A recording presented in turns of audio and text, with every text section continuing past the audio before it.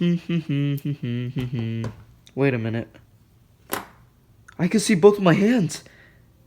I can flip with both hands now. I don't have to worry about holding the camera in the other one. Yeah! Alright, so today we're actually going to be making a GoPro head strap. It's going to be for a mobile phone, but you could probably modify it for a GoPro. But if you have a GoPro, you probably have stuff for that. This is mostly for mobile camera users that want a head strap for that so they can be hands-free during their projects. And this is an easy build. You only need 3 things. Literally 3 things. And I guess a phone or camera. And I'll tell you what they are right now. So what you're going to want is a headlamp. Preferably one that opens, pivots. See, if I had this GoPro head strap right now, I could be doing this with you. Okay, there we go. So, one that opens up like that. And I'll tell you why in a little bit. It's not necessarily so your camera can pivot, but you can do that. But half the time I'm looking down anyways, so you don't really need a pivot system. But one that opens up like that. And then you're going to want one of these phone car mounts. Spring-loaded. I had to modify this a little bit. So on the back, there's usually a cone type looking thing with slits in it. And that's so you can put it on your vents in the car. And then it'll just hold the phone there. But what I did is I took the rubber covering off, and I think there was a screw in the middle. Really quick, so if you have this type, the thing will twist, but it'll make ratcheting noises, and it actually doesn't unscrew. So you're gonna want to take the cover off, and either there's a screw or something else. But whatever it is, honestly, I'm pretty sure I just pulled it off, and it exposed this bottom piece. And the reason why I have it like this already is because I had it on my racing simulator. I think I showed that in one video, but this is actually in the perfect condition to work for the head strap. Okay, so honestly, the best part I think about this build isn't just because it'll benefit you, but you can reuse the headlight. So at least on this one, if you have a headlight like this, I'm pretty sure most of them will be like it. So if you look, it pivots, but there's not a pin that goes all the way through mine or anything. Honestly, all you have to do is just pull on these little tab edges, and it comes right off like that. And my headlight works without it. So honestly, what we do to this piece right here isn't gonna ruin it to where this doesn't go back on. If you're done using your GoPro strap, whatever you want to call it, phone strap, when you're done with it, you can just take this piece off and then push this back on. I'm not gonna do it just because. Oh wait, fine, I won't. It's really easy. So you can just push it right back on like that, and then use it again. But like I said, you're gonna want to take that off. And if yours doesn't exactly come off like that, you should be able to figure something out. They're the only ones we had laying around. Alright, so the second step is, I was gonna say take the strap off, but you don't really need to, because if you just pull it like that, you can see it. But we'll go to this. So if you see, when I ripped it off, this little black piece is still there.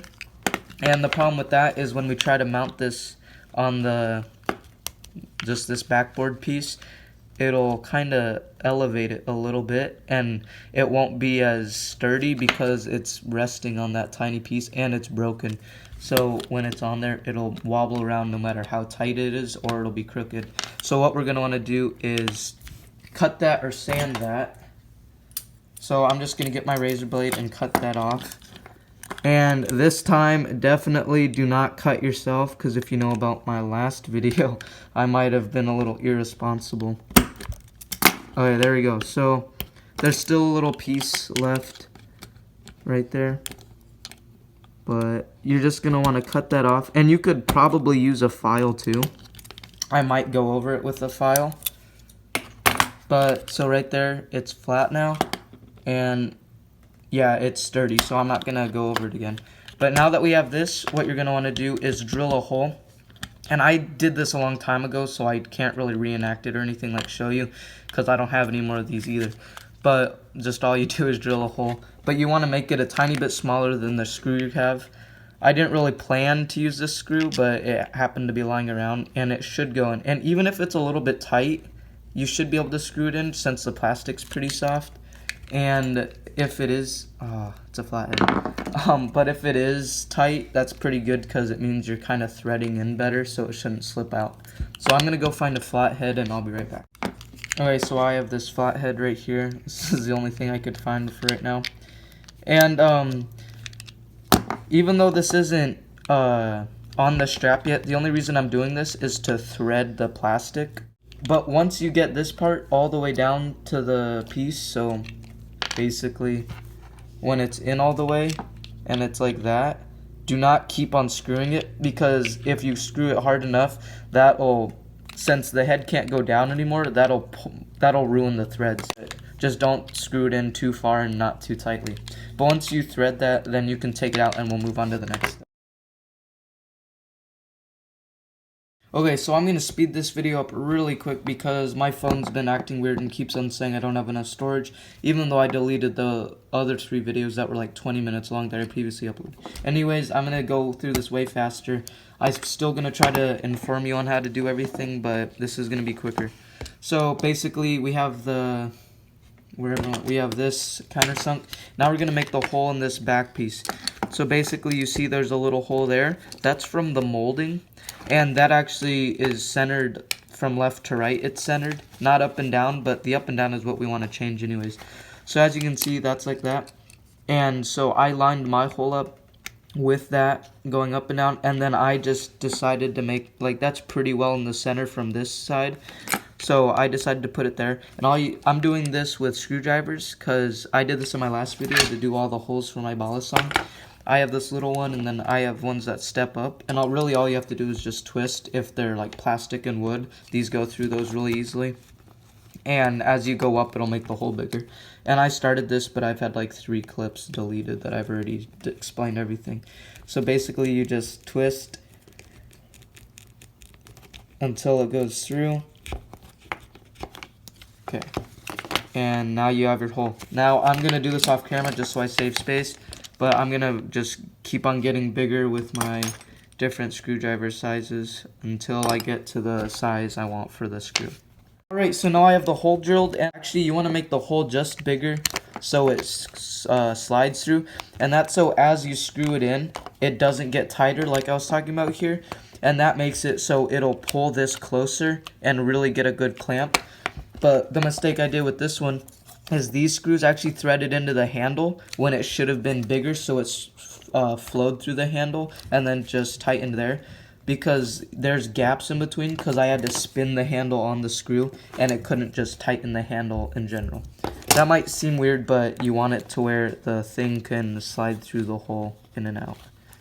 Okay, so now that we have this, you're gonna want to actually do it the other way. Get this in the position you need, and we're basically done. You push this through the hole, and then I'm just gonna start this with my fingers, and you're just gonna screw it in.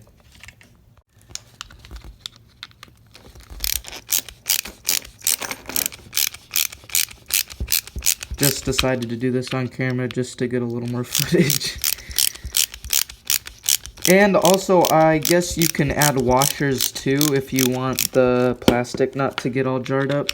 But honestly, it's not going to be a huge deal. Okay, so it's getting kind of tight. And I'm not going to tighten it so much, because the camera shouldn't twist right now because it's in there tight. But I don't want to do it too much because then it'll rip the threads out and it won't be able to tighten and you'll have to get a bigger screw. I'm just going to give it one more little turn and make sure it's aligned mostly. There we go. And if you want this permanent, you can like glue it in, but I want to still use the headlight, so when I'm done I'll just unscrew it. But now when this is there, that protects your forehead, doesn't hurt anything, and now I'll give you some footage of it working. Also, I don't really have a spare phone on me, but basically the phone goes in vertically like that and it'll be on your forehead. Okay, so as you can see, it turned out very nicely. Well, I think it did. So now we're gonna put it on. You can't really, like, obviously, like, maybe if I had a mirror or something you could see, but it's just you put it on the phone. And now it's mounted on my head.